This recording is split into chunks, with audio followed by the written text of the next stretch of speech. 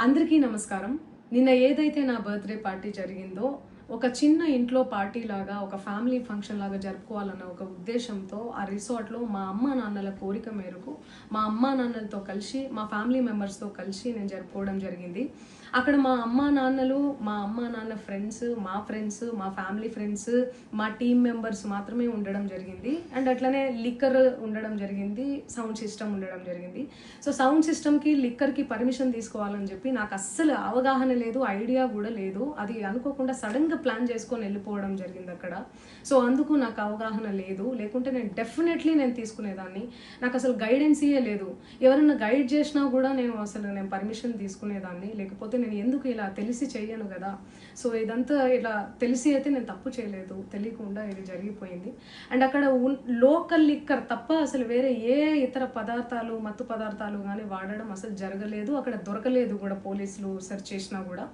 And అక్కడ ఎవరికైతే positive వచ్చింది అని చెప్పి పోలీసులు చెప్తున్నారో ఆయన ఎక్కడో ఒక చోట తీసుకున్నాడు, ఎప్పుడో తీసుకున్నాడు అని చెప్పి తేలిందని చెప్పి పోలీసులే చెప్పారు.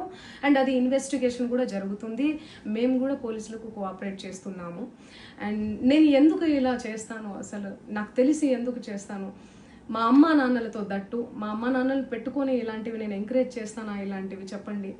అండ్ ఒక రోల్ మోడల్గా, ఒక ఇన్స్పిరేషనల్గా ఉండాలని అనుకుంటాను, కానీ నేను ఇలా ఎందుకు చేస్తాను. సో ప్లీజ్ దయచేసి మీడియా మిత్రులకు నా విన్నపం ఏంటంటే, ఆధారాలు లేని అభియోగాలు నా మీద అస్సలు మోపద్దు ప్లీజ్. అందరికీ నమస్కారం.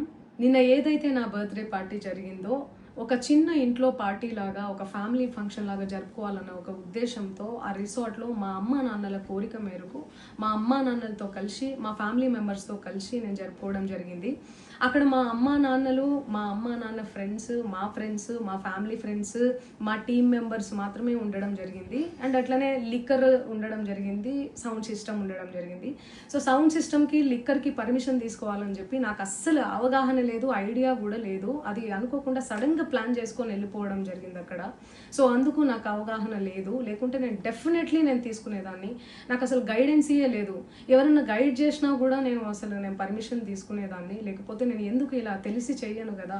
సో ఇదంతా ఇలా తెలిసి అయితే నేను తప్పు చేయలేదు, తెలియకుండా ఇది జరిగిపోయింది. అండ్ అక్కడ లోకల్ లిక్కర్ తప్ప అసలు వేరే ఏ ఇతర పదార్థాలు, మత్తు పదార్థాలు కానీ వాడడం అసలు జరగలేదు. అక్కడ దొరకలేదు కూడా, పోలీసులు సెర్చ్ చేసినా కూడా.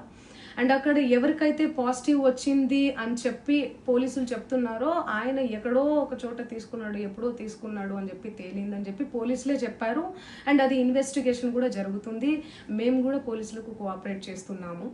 అండ్ నేను ఎందుకు ఇలా చేస్తాను, అసలు నాకు తెలిసి ఎందుకు చేస్తాను, మా అమ్మా నాన్నలతో దట్టు మా అమ్మా నాన్నలు పెట్టుకొని ఇలాంటివి నేను ఎంకరేజ్ చేస్తానా, ఇలాంటివి చెప్పండి.